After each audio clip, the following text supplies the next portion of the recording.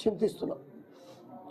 పార్టీలో చేర్చుకొని ఎమ్మెల్సీ ఇచ్చి ఎమ్మెల్యే ఇచ్చి పాపం ఈటెల రాజేంద్ర గారు 2 చోట్ల నిలబడితే కాన్సంట్రేషన్ చేయలేకపోవటం మూలాన ఎవరిని అడ్డం పెట్టుకొని వాడు గెలిచాడు.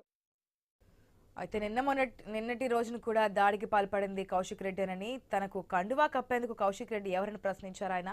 కౌశిక్ రెడ్డి వ్యాఖ్యలు పార్టీవా లేక వ్యక్తిగతమా నిలదీశారు గాంధీ. ఇది తేరిన తర్వాతే మిగిలిన విషయాలు మాట్లాడతారని, తన ఇంటికి బీఆర్ఎస్ నేతలు వస్తే స్వాగతిస్తారని తెలిపారు అరికేపుడి గాంధీ.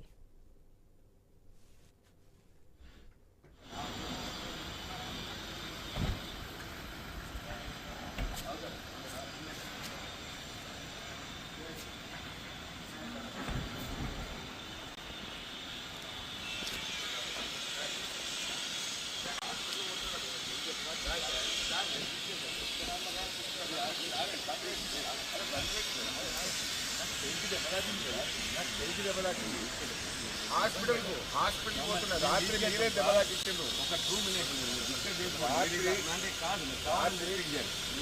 చేతి దెబ్బలాకి ఇచ్చిండ్రు. 2 నిమిషాలు ఆగండి. డాక్టర్తో మాట్లాడినా గోయింగ్ టు డాక్టర్. నువ్వు నా కార్లో కూర్చో. భయపడరా పోలీసు మీరు కావాలని నేను తీసుకెళ్తా. నువ్వు నా బండ కూర్చో. నువ్వు నా బండ కూర్చో. నేను తీసుకుపోయేదాకా మీరు పోలేరు. కూర్చో. నేను అరెస్ట్ చేసినా అని చెప్పాను. పోలీస్ స్టేషన్ తీసుకోపో. హౌస్ అరెస్ట్ అని చెప్తున్నాను కదా, మీకు ఎందుకు ఇబ్బంది? అరే నేను డాక్టర్ దగ్గర తీసుకెళ్తాను సార్. నేను తీసుకెళ్తాను. రాత్రి నాకు నీ గుండూరు గుర్తు. BRS MLA Kaushik Reddy